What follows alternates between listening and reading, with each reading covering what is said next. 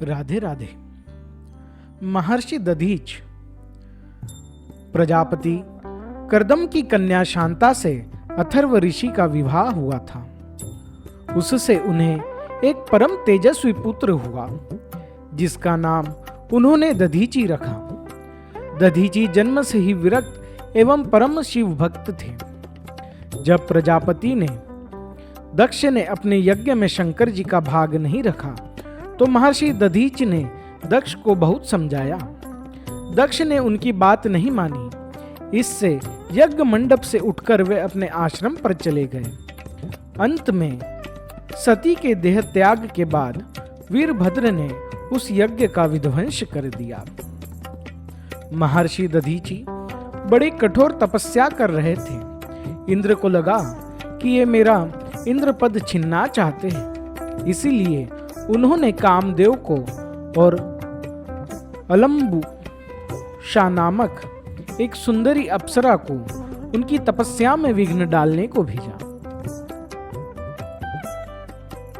अलम्बुशा महर्षि दधीच के आश्रम में जाकर गाती हुई नाचने लगी। कामदेव ने अपने सम्मोहन बाण चलाए, किंतु महर्षि का ध्यान नहीं टूटा। उन्होंने आंखें नहीं खोली। कामदेव और अप्सरा के निराश होकर लौट जाने पर इंद्र ने महर्षि को मार देने का निश्चय किया। देवराज इंद्र की आज्ञा से दूसरे देवता भी महर्षि के आश्रम पर गए, किंतु जिन जिन शस्त्रों से वे महर्षि को मारते थे, वे शस्त्र महर्षि के तेजस में बीच में ही गिर पड़ते थे। सभी देवताओं के अस्त्र शस्त्र व्यर्थ हो गए और देवताओं के साथ देवराज इंद्र हार कर लौट गए। जिन महर्षि दधीच को इंद्र मारना चाहता था, जब दैत्यों के नायक वत्रासुर ने देवताओं को हराकर स्वर्ग से निकाल दिया, तब देवताओं के साथ इंद्र उन्हीं महर्षि दधीच के शरण में गए। बात थी कि वत्रासुर ने देवताओं के सभी अस्त्र शस्त्र निगल लिए थे।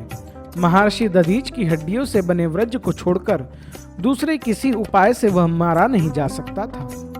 महर्षि दधीची को देवता मार तो सकते नहीं थे, वे उनकी हड्डियां मांगने गए थे। देवताओं की याचना सुनकर महर्षि ने कहा, शरीर तो एक ना एक दिन नष्ट होगा ही। इससे उत्तम और क्या बात होगी कि यह नश्वर देह किसी के उपकार में लग जाए। मैं शरीर का त्याग करता हूँ। आप लोग मेरी हड्डियां लेकर अपना कार्य सिद्ध करें। महर्षि दधीच ने समाधि लगाकर शरीर छोड़ दिया। जंगली गाय ने चाट चाट कर उनके देह में केवल हड्डियां रहने दी। उन्हीं हड्डियों से विश्वकर्मा ने वह वज्र बनाया, जिस वज्र के द्वारा वत्रासुर मारा गया। महर्षि दधीची की शिक्षा, इस शरीर को नश्वर जानो, अंत नष्ट होगे ध्रुव मानो। इससे कभी मोह नहीं करना, पाप पंथ में पैर ना धरना। यह क्षण क्षण में बदल रहा है, जो कल था वह आज कहाँ है। शिशु से बालक तरुण हुआ जो, वृद्ध हुआ फिर नष्ट हुआ जो। सदुपयोग इसका करना है, इसे ना भोगों से भरना है। अस्थि मात्र भी अपना देकर परहित करना, मरण वरण कर। इससे जितना परहित होगा उतना ही अपना हित होगा। वह स्वीकृत बस साथ जाएगा, वही कष्ट में काम आएगा। करो धर्म जो भी बन जाता, धर्म दुख से सदा बचाता। श्रेष्ठ धर्म है पर उपकार, यही सभी धर्मों का सार। राधे राधे। जय श्री राधे, जय श्री राधे कृष्ण।